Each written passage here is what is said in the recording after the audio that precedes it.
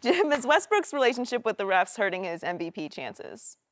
I would say, first of all, if you look at his body language when he did it, you know when somebody's wrong. Yeah. They wrong. Yeah. And you can tell right away. He was so surprised that he got a tech off of that. You know, he was trying to throw the ball back. You seen it in football. You toss the ball back, you throw it. Official gets hit. The relationship, though, with the officials, I don't think affects him because of this.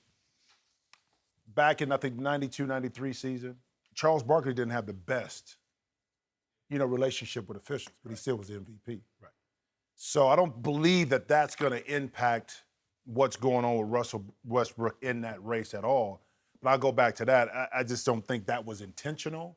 But I do think that referees or officials are a little bit more sensitive because of the criticism and things that are going on, that they may do some things in the past that they wouldn't do, they'll do right now. Okay, but wasn't there an unwritten rule when you played? If you call time, you either hand or bounce or flip the ball to the ref in your immediate vicinity, right? Unwritten. Okay, That don't mean it unwritten. always happens. Okay, I got it. But Russell was very upset by 2 non-calls on 2 drives to the basket that he had just not gotten.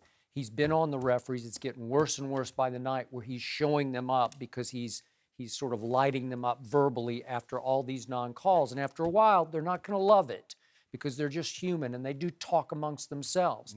And in this case, he's going to the bench, and it's rare that you see a baseball pass to an official who's walking away on the baseline, and he was upset with that official, and he yelled his name.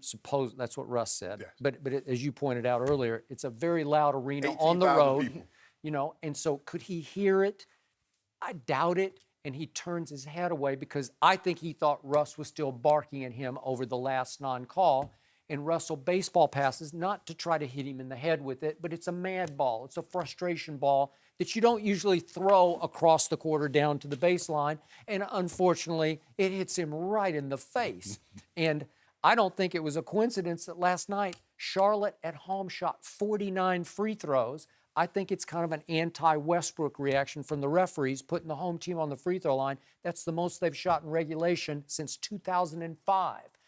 That's pretty outrageous, and I think Russell should take some of the blame for that because I think he's starting to alienate the referees with all of his. He balks at every non-call. He barks and balks. Well, isn't that, though, the way it is now with teams? Golden State does it all the time. Yeah. Every call, every non-call, it's an official's fault. So what happens is now the officials are very sensitive to everything they're going to call. I've been in situations before where we've been right by the sideline. Yeah, we threw the ball to an official that was on the sideline, intentional or not. We got it out, whether it was frustration or what was going on during that point of the game or part of the season. So I will give you that perspective, but I do believe just being around Russ, that his competitive nature is so high. He wants to win so hard that when he's not officiated or things are not called his way, sometimes he will act spoiled and not take it the right way. So I'll give you that. But intentional.